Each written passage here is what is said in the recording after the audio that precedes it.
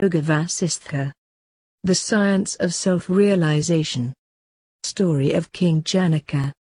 Vasishta said, Rama, know that this world is illusory. The universe is of the nature of self-knowledge only. Men of action and ignorance are deluded by the idea of births and deaths. Men with purity and transparency lay aside this deep-rooted illusion and be ever free from the apprehension of births and deaths. Learn to discriminate between real and unreal. Through the association with the wise, satsang. Study of scriptures, vijara, practice of right conduct, self-control, and endowed with insight, discrimination and right understanding, contentment, you will attain eternal peace, santi. That which is not the before, nor will be in the end, is no reality at all. It is the mind that creates the world. Dispassion, association with the sages and self-knowledge by inquiry about spirituality will destroy the illusion created by the mind. Pleasure and pain, birth and death, heat and cold, gain and loss, praise and censure and respect and disrespect are imaginations of the mind. There are two paths for the salvation of the souls. The first path is where the student follows closely the instructions of the teacher. Salvation will result either in the very birth or in some succeeding births. The second path is the attainment of knowledge by self-culture. Knowledge arises spontaneously in a man like a fruit falling from heaven. I will recite a story in which self-knowledge arose in one like a fruit falling from heaven. Over this universe, ruled once a king of kings, Janaka. He wielded the scepter over a country called Vidya which had not the least taint of jealousy or envy. This king rejoiced in the possession of good qualities transcending the ocean and befitting him to protect his subjects like Vishnu. In the beautiful season of spring, this king with a great joy of heart stepped into his Elysian garden redolent of sweet-smelling flowers, whilst his courtiers, armies and others were stationed outside the garden. Walking in the garden alone, the king heard the songs of siddhas whose minds had attained to the Vanchit. Now, O Rama, listen attentively to the songs containing the experiences of the siddha hosts residing on the fragrant hills, and withdrawing themselves from all pleasures of the visible and heard by Janaka. They are that knowledge bliss which arises out of the co-mingling of the knower and the known is of Atma knowledge. And it is this self-knowledge bliss that should be longed after. So said one siddha. Another siddha said, after eradicating the seen and the visual with their vasanas, one should contemplate upon Atmic reality which is the primeval light to the eagle vision of high spiritual personages. Another siddha remarked, after having become all-pervading like that one which occupies the neutral center between sat and asat, we should ever be contemplating upon self-knowledge, that eternal light which illuminates all other lights. Another siddha remarked, we will contemplate upon that effulgent self-knowledge which always calls itself, I, in all individuals. Other siddhas also remarked thus, to look for the God without, relinquishing the God within, is like going in quest of conch shells after giving up the Kaustuba gem on hand. Atma can be attained only by those who have destroyed completely the forest of the lilies of desires. Those persons who, in spite of their knowledge of the non-existence of happiness, both in the past and the present, in the baneful objects of the world, do yet entangle themselves in them with their thoughts clinging to them, deserve the appellation of an ass, if not the worse one. The serpents of Indriyas, organs, which at hissing again and again, should be slain in the seat of the mind by the rod of firm discrimination, just as Indra reduced to dust the mountains through his adamantine Vajra, thunderbolt. A mind, devoid of pains, which has developed an equal vision over all, through quiescence, will attain the state of its Atmic reality which is the plenum of complete bliss. This is moksha. So said many siddhas. Having heard clearly these indubitable words of sage counsels emanating from the siddhas, Janaka was deeply moved by the songs of the siddhas. He at once left the garden, sent away his ministers and attendants and shut himself in a quiet room in the topmost floor of his palace. He began to contemplate deeply upon the true significance of the words given out by the siddhas. Observing the actions of the world where men and others ever flutter like birds, always on their wings and then perish, he could no longer contain himself and cried out the following words. I am ever whirling with delusion and afflicted with pains, like dusts of sand floating in the midst of a large stone. Now reflecting upon time which is eternal, in its true nature, how is it I estimate my life greatly and fall into all sorts of despondencies through my powerful desires? Who is so debased in life as myself, who am spoiled through my gross mind? Comparing this earth over which I rule to the countless universes, I cannot but consider it as an atom. It is really surprising that I should rate high this universe full of pains. Indeed, I am unable to find one object in this archaic universe, which is uncreate and sweet and beneficent for one twinkling of the eye at least. While so, it is really marvelous to see the heterogeneities of the universe. Even the greatest of persons will in course of time become the lowest of the low. Oh, my mind which fancies as real the temporary wealth of this world, when did these illusory thoughts of yours come? All enjoyments and many great men have disappeared in former times. Where then is the guarantee of existence of objects now? The innumerable earths with their rulers and their wealth, have all perished like fine sands, O afflicting mind, where then are all the objects that have vanished out of sight? Where then is the permanency of your existence? It is only by bestowing my desires on the illusion of the long dream of bodily delusion in the night of the unreal Maya, that I have debased myself to this ignorant state. Enough, enough with all the deaths I had undergone in previous times. I have never been able to find that beneficent Kala, time, which does not put an end to any object. Not one beneficent object exists on this earth, either in the beginning, middle or end, and not all created objects coated over with the varnish of destruction? The ignorant, every day of their lives, perform sinful acts, painful deeds and vices.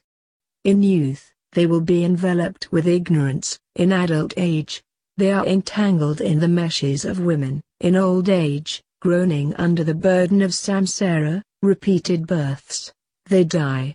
Being thus always occupied, when will they find time to devote themselves to the commission of virtuous deeds?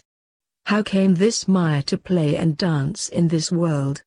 This ghost of my mind dances in the theater of this universe to the music of the organs. Ignorance is perched on the crown of truth. Similarly, pains are ever seated on the crown of pleasures in this universe. If pains are seated on the crown of pleasures, how can we discriminate them? If in the opening and the closing of the eyelids, many Brahmas are created and destroyed, what am I, a puny self, before them? A rare marvelous wealth becomes a source of pains with the affliction of the mind. Even an object of infinite danger, is the source of great happiness through the mind rightly directed. It is only the samsaric life that is the source of all pains. How can happiness be generated in those lives that are drowned in samsara? The mind of delusion constitutes the root of the tree of ignorance which ramifies in all directions. It is this mind which is called thought. With the destruction of thought, the mind will be also destroyed easily. The baneful root of mind being destroyed, the tree of birth and death will also be destroyed. Oh, I have detected the thief who robbed me of my atmic jewel, viz., myself. His name is mind. I have been long suffering through this villain. I will make him die. I have learnt it all through the omniscient siddhas, as my guru.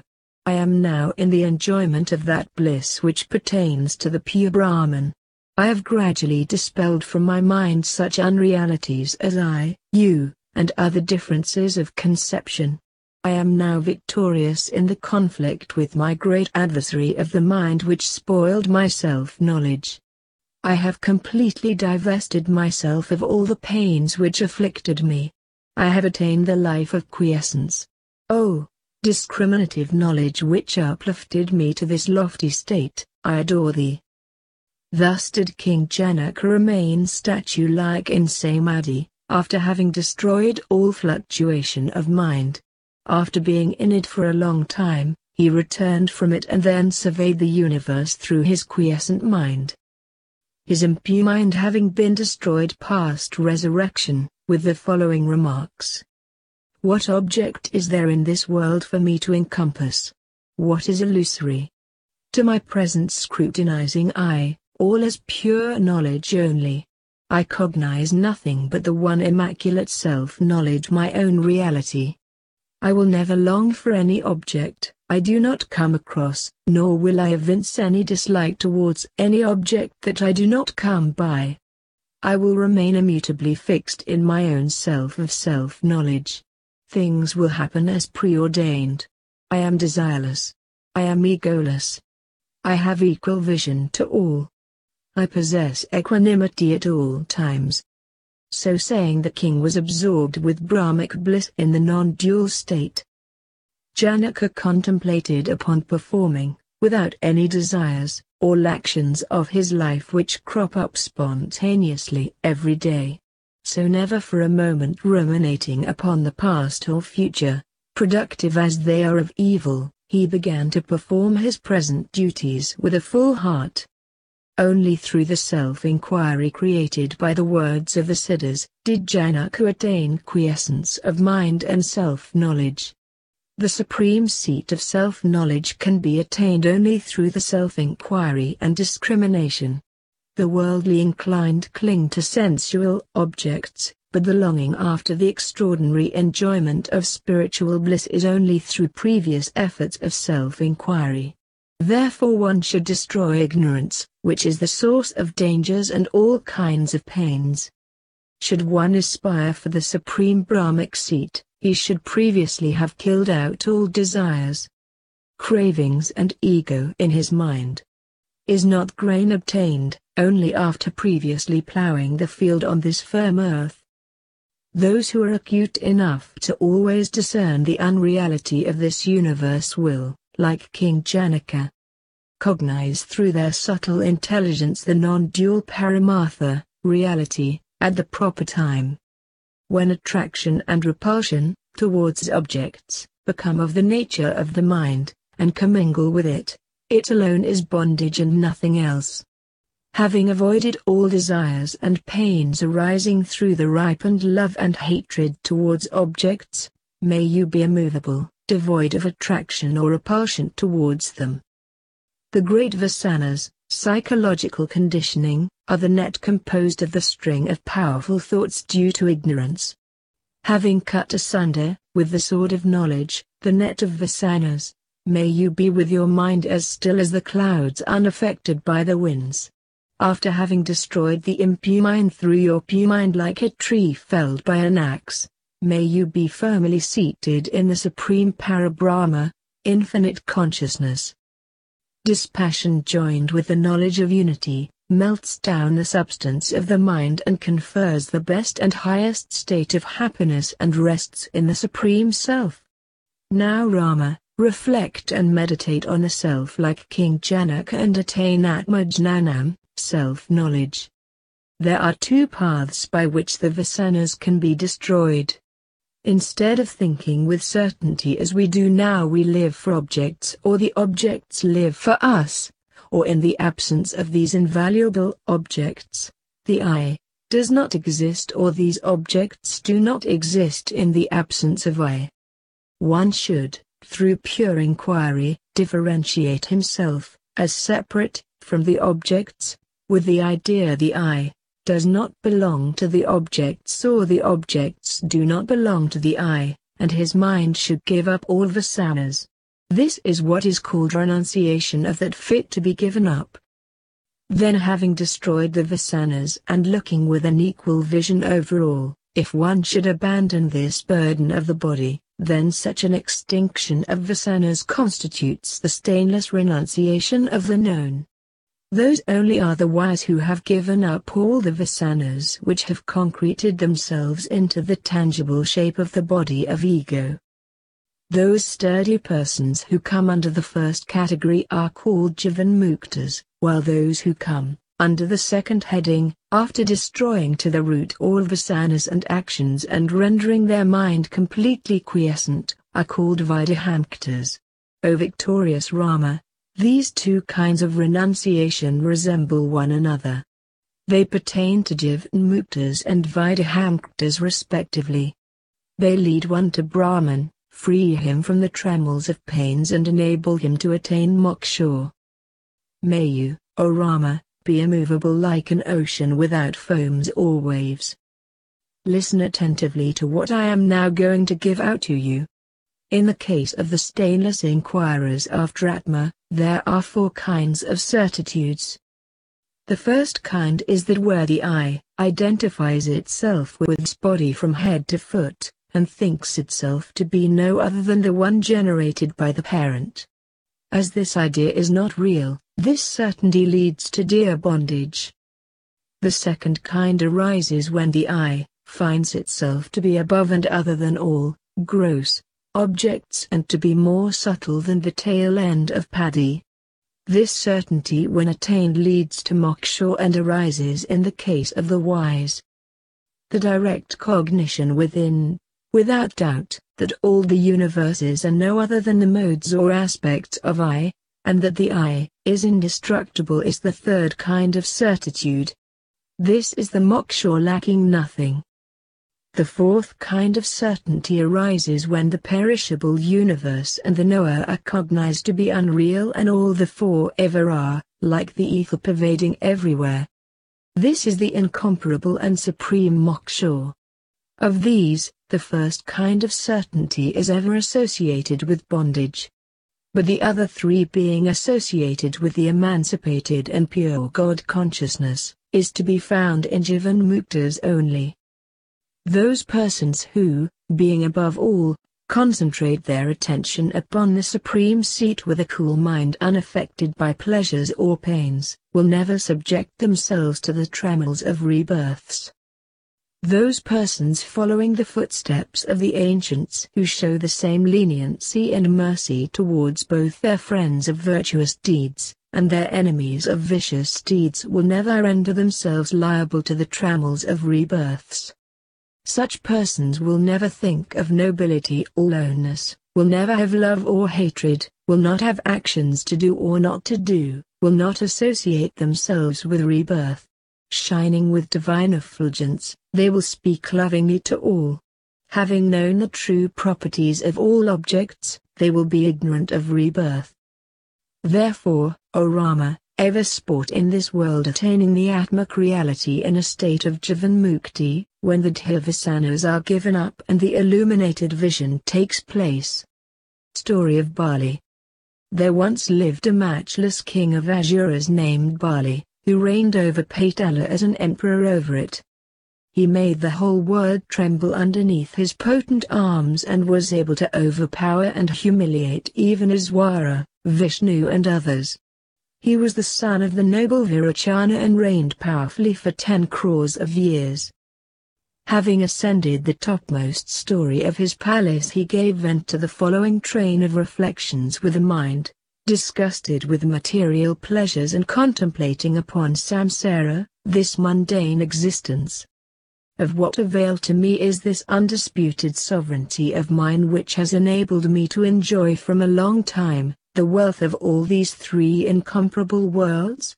When I begin to contemplate upon the pleasures of wealth which flit away at once, wherever and whosoever enjoyed in the past, I find I am but repeating the same actions as yesterday, yielding but momentary happiness. Enjoyed things do recur again. Things seen yesterday do again present themselves today. through what shall I be able to come into the indubitable possession of that, after which I shall be actionless? What is that path which will enable me to go higher up to that, which is free from the illusory sensual objects? Formerly I inquired of my father, the omniscient Virochana, in this very spot and about this very point. He then explained to me the manner in which I can remove my doubts. I questioned my father thus: what is that incomparable seat where all the illusions of pleasures and pains and other heterogeneities fade away? What is that seat where the mind's delusions will wear away? What is that seat where all desires are eradicated to their root? Please enlighten me with answers to these questions. Again, what is that quiescent seat, which is free from desires and mental despondencies? What is that seat, which is permeated right through by absolute bliss? Please, O you, who hast cognized the Supreme, throw light upon the means by which I can free myself from the pains and excruciating doubts I am suffering from. To which my father replied thus: now listen to my words. A beautiful country there is, which is illimitable, all-pervading and without any precincts. That is the source from which all mundane eggs arise and into which all are absorbed. In this country, there exist neither the grand five elements, nor hills, nor forests, nor holy places, nor the pure gods, nor the other ancient souls. Great luminosity is the name of the king existing therein alone. He is omniscient, all-pervading, the cause of all and stainlessly quiescent and all-full. He is silence itself. He will without fail cause all acts to be performed through the minister appointed by him. The moment the minister thought of a thing, such an idea, though non-existent, arose instantaneously as a tangible thing. It, though existent, disappeared as mysteriously. This minister has not the power to enjoy anything through his own right, nor does he know anything through himself. As he acts always in concert with the king, he is able to do all things. Though the minister does all acts in the presence of the king, yet the latter is always alone. So said the father to his son. At which the son heard with an exulting heart all that his father had told him, and then questioned him thus: what is the nature of the resplendent country which is without mental disease and all-pervading? What are the means by which it can be reached? Through what can it be attained? Who is the imperishable king in that country? And who is the minister? And who is that potent king with his minister that cannot be controlled by my puissant arms, which brought under my subjection, as if in sport, all the earths in this universe? To which the father was pleased to reply thus: who will be able to overstep the rigorous law of the speedy and powerful minister? Even should countless hosts of gods and asuras league together to overpower him, they will never be able to do so. Even though such rare weapons as discus, spear and others be hurled at him, their powers will be deadened like flowers aimed at a stone. When overpowered by the king, the minister will pay obeisance to him. Otherwise one can more easily move the mountains of Mahamaya than this person. He will never be completely subdued otherwise than through an intelligence of much experience and skill. If you long to get at the minister, he will hiss at you like an angry serpent and burn you. In order to remove the doubts under which you are laboring, I will now proceed to state what the king, his minister, country, etc. do symbolize. The country represents the incomparable and eternal moksha. The king mentioned is the atmic reality inseparable from moksha. The creation of his minister typifies the mind, or intelligence. The real supreme skill lies in the thorough eradication of sensual pleasures, and the complete development of dispassion and detachment. When the mind is overpowered by non-desires, what remains of it is peace attained by no mind. Through a determined subjugation of desires, atmic inquiry is induced, and this atmic inquiry breeds again renunciation of desires. They are both mutually dependent upon one another, like the full ocean and the clouds. Having earned, in proper ways, wealth for his people without violating the rules and observances of a country, one should then resort to the wise and attain dispassion through which he should develop Atmic inquiry. When thus he is illumined with true self-knowledge through Atmic inquiry, then moksha is attained. Thus did my father enlighten me before. Through divine grace, I have been able to remember now all that my father told me and attain knowledge thereby. Having been freed from the longing after enjoyment and coming into the possession of the wealth of non-desires, I have been rendered cool with supreme bliss, through the ambrosia of the quiescence of mind. Oh, I have been in complete ignorance of this, my present blissful enjoyment for so long a period. How shall I describe it in words? This is the seat where all thoughts are absorbed and where all persons suffering from the effects of pleasures and pains do find an end of all their sufferings. This is the seat reached by all those who lead their lives in Atma. This is the glory of all quiescence. He began to think in his mind over the questions: who am I? And what is my real nature? Then he reflected for a moment and concluded that if he should invoke and salute Sukrajacharya, his guru. Thereupon Sukrajacharya came to see the king, told thus: all the manifestations here before us are knowledge only, all that are now external to us, or above our present perception, are knowledge only. That which is conditioned is knowledge, that which is not conditioned is knowledge also. The I that speak am knowledge, you that hear are knowledge only, and all the universe is nothing but the all-full knowledge only. This in brief is the truth. Sukrajacharya continued, being impressed with this firm conclusion in your mind, may you meditate upon the one reality of knowledge with the intelligence that is requisite for it. If without any modifications of the mind, you cognize and perceive it, then you will attain your goal of the supreme seat.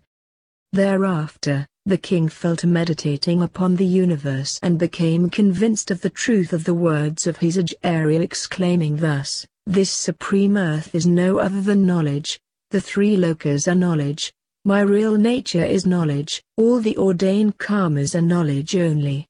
I have now become that resplendent Brahmic one which shines in its real nature, devoid of the visible and the visual.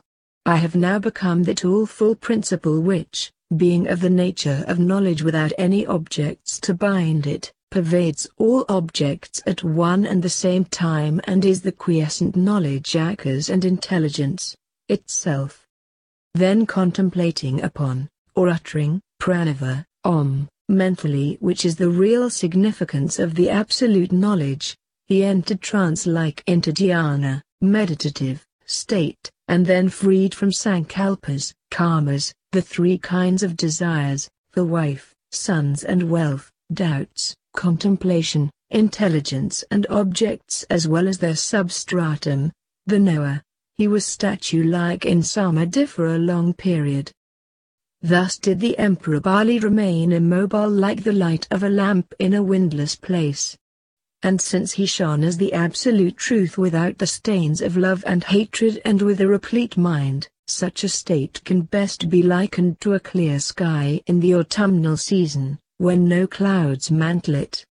After spending a long time in nirvikalpa samadhi, he awoke and began to perform the regal duties with a mind free from desires and egoism. Through his stainless mind, he was never flurried in adversity or prosperity, neither did he sink nor swim amidst pleasures or pains. Thus was he with an equal eye over all. However unlimited were the armies of good and bad thoughts that cropped up unceasingly in his mind, however countless were the objects, imaginary and real, that manifested themselves before him, yet he was able to control them all in one center. So also, shall you, O Rama, control your mind, roving amidst the pleasures of this world and the higher, in the center of your heart. In whatever places your mind totters like a child and sinks into sensual objects, from that place shall the mind have to be lifted up to the partless knowledge and be made to attain it. Having reduced this to a regular practice, may you bind this terrible elephant of mind so as to be untrammeled by pains and enable it to reach moksha through discrimination. Story of Prahlada. Back the Prahlada attained a true self-knowledge through his intelligence. After his father Hiranyakasipu, the king of Danavas, expired, the sore-grieved son gave vent to the following words with a palpitating heart. Countless were the numbers of Danavas born in my race, such as my father and others. They had bodies which cast into insignificance, even Mahamayyu itself. They were able to do or undo even the lotus-born Brahma with his powers. But before Vishnu wearing the tulsi garland, they fell easy victims to his fiery ire, like cotton before the wind. There is none now who is not afraid of Vishnu. There is only one means of conquering the effulgent Vishnu, my enemy, wearing the discus. Think however we may, there is no higher goal than this. The real refuge can be sought only in Vishnu residing in the ocean of milk. Therefore let my mind from this moment seek an asylum in the seat of Narayana, Vishnu. May I through devotional meditation, be, he, and inseparable from him.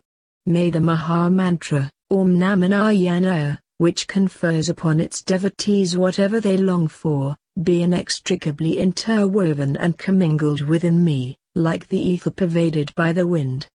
Those who salute and worship Vishnu will be able to attain their desired results of emancipation, only when they contemplate upon Vishnu as themselves.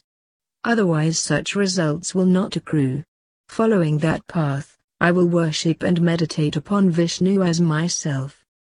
This body is no other than the form, or manifestation, of Vishnu. He who is bound by this body in the form of Prana Vayu is Vishnu, the Supreme of the Supreme. That which goes before Prana Vayu abides externally as the second Vishnu. Therefore, collecting mentally all articles of worship, I shall always worship Vishnu as above. With this purpose in view, he created, through his mind, articles of worship and then, worshipped with them, Lord Vishnu with true love in his divine place. From that time forward, began to ever worship the feet of Vishnu, the one partless Brahman. Thereafter, all the bad people bearing axes began like Prahlada to be the slave of Hari, Vishnu, abandoning all their bad qualities. And not thus the qualities, good or bad, of a king imbibed by his subjects. Indra and the other gods marveled with fear at this unprecedented event, and were skeptical as to how these vicious personages were able to secure love of Vishnu. Therefore they went to Vishnu, sleeping his long, yoga, sleep in the sea of milk, and having seen and eulogized him, addressed him thus. If all the deities of fiery nature after meditating upon you become merged in thee, then there cannot be but Maya everywhere. These words of the gods were replied to by our Lord Vishnu thus, O gods, do not be afraid. The victorious Prahlada has rendered himself no more liable to rebirths. Freed from his murderous propensities, he has reached moksha through his tattva knowledge vision. Therefore do not suppose that there is any deception practiced by him.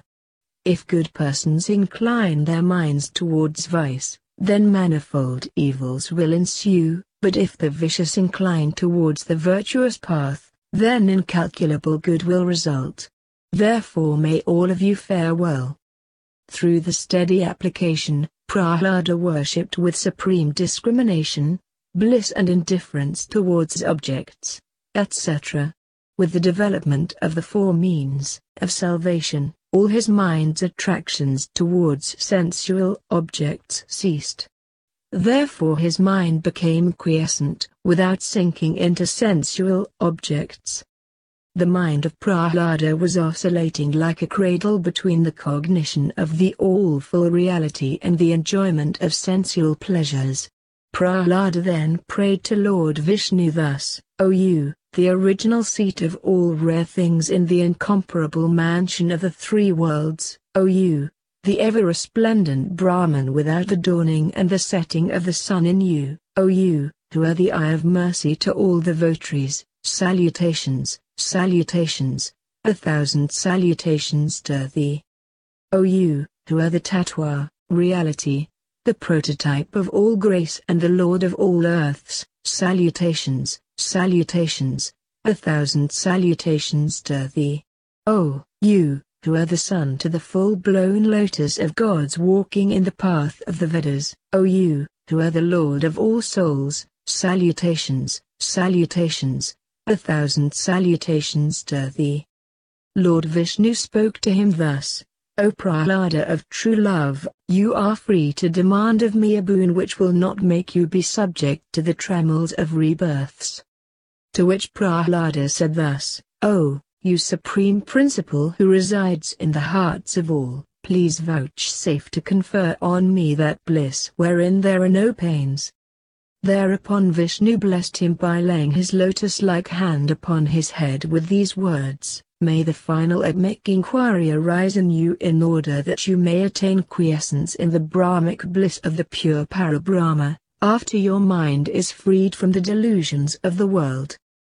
The incomparable Lord has deigned to bless me with the atmic inquiry enabling one to overcome rebirth. Let me cogitate upon the questions, whom am I? What was I before? What is the nature of this I, which identifying itself with the paraphernalia of this world, and body, stays and runs, cries and laughs, exults and is afflicted? I am not this diverse world. How can this inert world be called the I, as the former is external to the latter and is composed of hills, stones, pretty things, earth, trees and others? Neither can the temporary body be called the I. Nor is the inert property of form this I, which dies in the knower, who, though acting in this perishable world and sight is yet no participator in it. Now have I cognized my reality as shining both within and without, as the one pure knowledge of pure sat and without rebirth, being freed from all ideas of I, and mine, from all sankalpas and from all the delusions of the five organs, without the least despondency of heart. This is perfectly certain. Ha, ha, now have I known my true self. Is this the atmic reality which shines, in the path of spiritual knowledge, in an intelligence of one divested of all diversities? In the one tattva knowledge which is no other than the I, pervading everywhere without fluctuation, all the universes from the sun down to a pot, shine. Like sparks of fire which shine through the heat in the burning fire, so I find, in my present illuminated state, that all the organs perform diverse actions throughout me only. All individuals from Brahma downwards will shine as my reality alone in the one space at the end of a kalpa when all the universe goes into pralaya. How then can exist the ideas of I, or he, which pertain to the mind? How can I, which now shines as the one full knowledge throughout this infinite universe, possess the modifications of this reasoning mind, with a seat allotted to it in the body? Therefore my spiritual vision of quiescent knowledge which is eternal, blissful and incomparable is in all the worlds. All the manifested appearances are only the spiritual vision of the one subtle ideation. As all individuals are no other than I, the invisible knowledge and pratyagitma that has no other object than itself to lean upon, I offer salutations to them all on account of their non-divisibility from my own self. Out of the differenceless knowledge which has no thoughts other than itself, which is pure, equal in all, without difference, beyond and without the three divisions of time, past, present and future arose the diverse transcendental, sakthis, potencies. The non-dual knowledge without attractions to any is equal unto itself alone. As it is above all words, a principle equal unto self-knowledge cannot be found in words. If the imperishable non-desires should become replete in one, which are invisible and pure and yet like the illusory worldly things, then there will remain equal vision over all, like a waveless ocean. But a mind whirling in actions associated with activity and passivity will be bound, like a bird caught in a net.